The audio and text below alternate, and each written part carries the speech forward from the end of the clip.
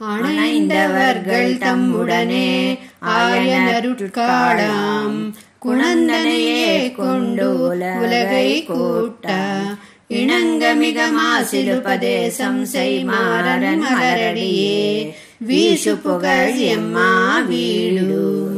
నమ్మాళ్వార్లు అణైవదు అనే ఈ దశకంలో ఆ శ్రీహప్పతి కళ్యాణ గుణములలోని మోక్షప్రదత్వమును కారుణ్య గుణాన్ని కీర్తిస్తున్నారు అని తెలిపారు ఈ పాసురంలో.